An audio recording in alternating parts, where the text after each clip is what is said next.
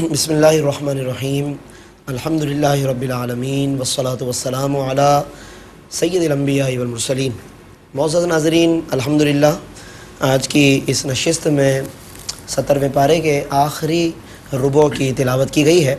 70واں پارہ بھی اس کے ساتھ ساتھ مکمل ہوا ہے اور سورۃ الحج بھی اپنے اختتام کو پہنچی۔ آیت 39 سے آخر تک آج کی نشست میں تلاوت کی گئی ہے۔ جب ہم ناظرین آخری ان آیات کا مطالعہ کرتے ہیں تو ہمیں اس میں بھی بہت سے مضامین نظر آتے ہیں۔ خصوصاً آغاز میں اللہ رب العالمین نے ان مسلمانوں کو خاص طور پر جہاد کرنے اور اب پیش قدمی کرنے کا حکم اور اجازت عطا فرمائی ہے کہ جن پر اب تک برسہ برس سے مکے میں ظلم ہوتا آ رہا تھا اور اس وقت انہیں بالکل کسی بھی قسم کا قدم اٹھانے کی اجازت نہیں دی گئی تھی، صرف اور صرف صبر کرنے کا حکم دیا گیا تھا۔ یعنی اگر آپ مکی زندگی کا مطالعہ کریں، مکی زندگی میں نازل ہونے والی آیات کا مطالعہ کریں تو آپ کو صبر کا حکم ملے گا۔ بہت سی آیات ہیں کہ جن میں فرمایا کہ آپ صبر اختیار کریں، تمہارے لیے تمہارا دین، میرے لیے میرا دین، لکم دینکم ولی دین، اس طرح کی آیات ہمیں، تو یہ مکی آیتیں ہیں اور اس وقت جو اللہ نے حکم فرمایا وہ اسی طرح تھا کہ کوئی پیش قدمی نہ کی جائے۔ لیکن اس کے بعد پھر جب مدنی زندگی اختیار کی گئی تو اس وقت مظاہر لوگ یہ توقع کر رہے تھے کہ اب کفار کچھ ظلم و ستم سے باز آ جائیں گے، کہ اب تو ہم نے ان کا علاقہ تک بھی چھوڑ دیا، مکہ چھوڑ کر مدینے چلے گئے، مگر کفار اپنی پیش قدمیوں سے، اپنی سازشوں سے باز نہ آئے۔ انہوں نے ایسی پیش قدمی کی کہ جس کے نتیجے میں غزوہ بدر ہوا ہے، انہوں نے پھر پیش قدمی کی تو غزوہ احد پیش آیا ہے، یعنی وہ اپنی ریشہ دوانیوں سے باز نہیں آئے۔ پھر اللہ رب العالمین نے یہ بات فرمائی، آیت نمبر 39 سورۃ الحج، اذن للذین یقاتلون بانہم ظلموا، کہ جن پر ظلم ہوا ہے تو وہ اپنی مظلومیت کی وجہ سے اور اپنے اوپر ہونے والے مظالم کی وجہ سے اب فرمائے کہ انہیں اجازت دی جا رہی ہے کہ اب وہ بھی پیش قدمی کریں اور وہ بھی باقاعدہ اٹھیں۔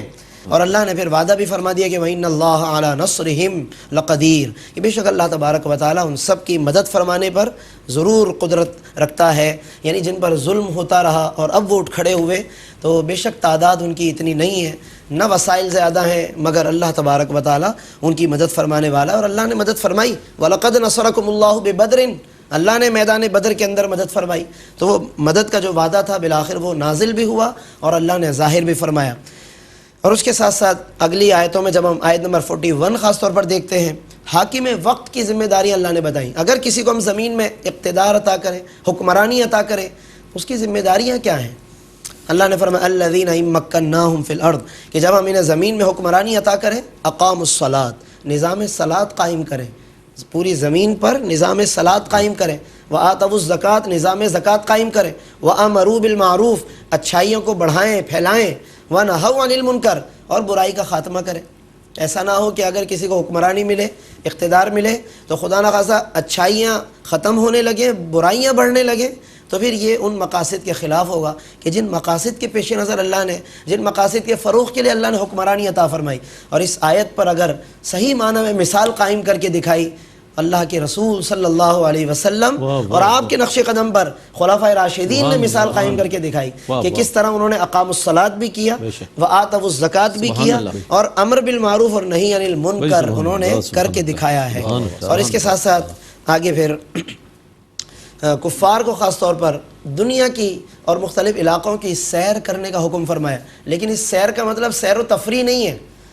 یعنی اس سے ہمیں اندازہ کرنا چاہیے کہ قرآن جب ہمیں کوئی حکم دیتا ہے اور آج اس کے نتیجے میں ہم کہیں سیر اگر کریں اور وہ سیر بھی مطالعاتی ہو، کتاب کا مطالعہ کریں، لوگوں کے حالات کا مطالعہ کریں، تو وہ صرف نالج بڑھانے کے لیے نہیں، اپنا علمی رعب کسی پہ جمانے کے لیے نہیں، بلکہ کیا مقصد ہونا چاہیے قرآن بتاتا ہے۔ فرمایا افلم یسیروا فی الارض، کیا لوگ یہ زمین میں سیر نہیں کرتے؟ فتکون لہم قلوب یعقلون بہا، تاکہ انہیں وہ قلب حاصل ہو کہ جس قلب کے اندر فہم و فراست پیدا ہو، جس قلب کے اندر سمجھ پیدا ہو۔ مطالعے کا مقصد یہ ہونا چاہیے۔ بہت سے لوگ شاید اس مقصد کے لیے مطالعہ نہیں کرتے، بلکہ کسی کو چپ کرانے کے لیے، کسی کو خاموش کرانے کے لیے، کسی پہ حاوی ہونے کے لیے مطالعہ کرتے ہیں۔ ایسے علم اور ایسے مطالعے میں کوئی برکت نہیں ہوتی، یعنی خود انسان پھر نہیں ثمر پاتا، اس کے اپنے اخلاقیات میں کوئی برکت اور چینجنگ کوئی پیدا نہیں ہوتی۔ تو اس لیے ہمیں مقاصد کو بھی سمجھنا چاہیے جو قرآن نے بیان فرمائے ہیں۔ اور پھر آیت نمبر 52 میں اللہ رب العالمین نے خاص طور پر انبیاء علیہ السلام کی کوششوں کا ذکر فرمایا کہ انہیں کیا کیا آزمائشیں پیش آتی.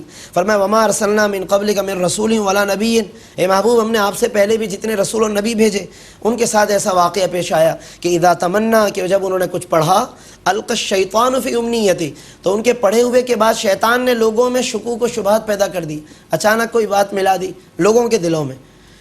یہاں پر بعض کتابوں میں کچھ اس طرح کی روایات لکھی گئیں کہ شیطان نے جو ہے نبی کی زبان پر کوئی بات جاری کر دی اور نبی کی بات اور شیطان کی بات مکس ہو کر لوگوں میں چلی گئی.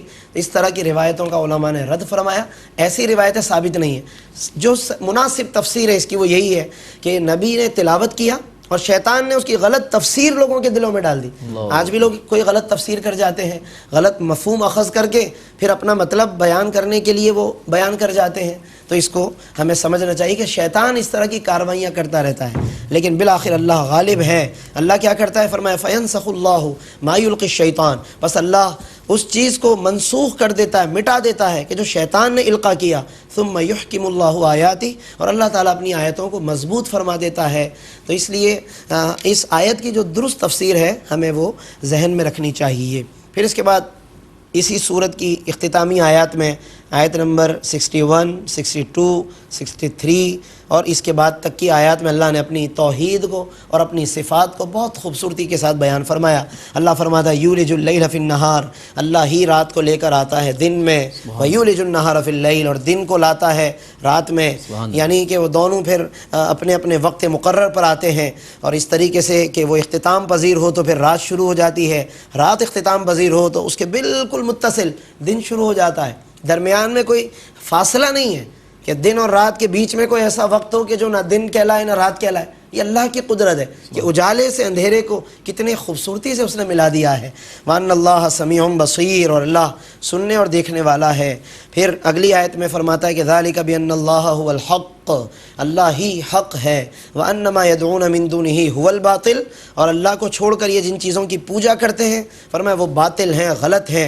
وَأَنَّ اللَّهَ هُوَ الْعَلِيُّ الْكَبِيرُ، اللہ بلند ہے اور کبیر ہے، کبریائی والا ہے. پہلے سمیع بصیر فرمایا، پھر علی و کبیر فرمایا، پھر فرمایا کہ کیا تم نہیں دیکھتے ان اللہ انزل من السماء ماء، آسمان سے اس نے پانی برسایا. فتصبح الارض مخضرہ، زمین کیسی ہری بھری ہو جاتی ہے. ان اللہ لطیف خبیر، وہ بے شک لطف و کرم والا ہے، بڑا باخبر ہے. یہاں لطیف و خبیر فرما دیا. پھر اگلی آیت میں فرمایا لہ ما فی السماوات و ما فی الارض، اسی کے لیے ہے جو کچھ آسمانوں میں ہے جو کچھ زمین میں ہے. وان اللہ لہو الغنی الحمید، وہی غنی و حمید ہے. یعنی آپ اندازہ کریں کتنی خوبصورت تسلسل ہے صفات.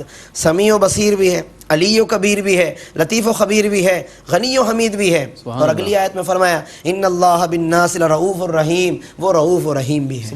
یعنی پورا نظام کائنات اس نے ہمارے لیے بنایا، انسانوں کے لیے تخلیق فرمایا تاکہ لوگ اس سے نفع اٹھائیں، نفع حاصل کریں، مگر پھر اللہ کی طرف رجوع کریں. وہ فرماتا ہے لإلاف قریش میں ایلافہم، کہ ہم نے اگر ان کفار کو سردی اور گرمی کا الگ الگ تجارتی سفر انہیں سکھایا کہ سردی میں کہاں سفر کریں، گرمی میں بزنس کے لیے کہاں جائیں، تو پھر انہیں بھی جواب میں کیا کرنا چاہیے؟ فَلْيَعْبُدُوا رَبَّ هَذَا الْبَيْتِ، پھر یہ بھی تو اس گھر کے رب کی عبادت تو کریں نا. ہم انہیں سارا کاروبار سمجھا رہے ہیں اور عبادت کا وقت آتا ہے تو بتوں کے پاس چلے جاتے ہیں. یعنی ہمیں بھی انصاف کرنا چاہیے. اور اللہ رب العالمین وہ کہ قرآن میں ہے نا کہ وَأَحْسِن كَمَا أَحْسَنَ اللَّهُ إِلَيْكَ، اللہ نے تمہارے ساتھ بھلائی کی تو تم بھی تو بھلائی کرو، تم بھی اس کی عبادت کی طرف رجوع کرو.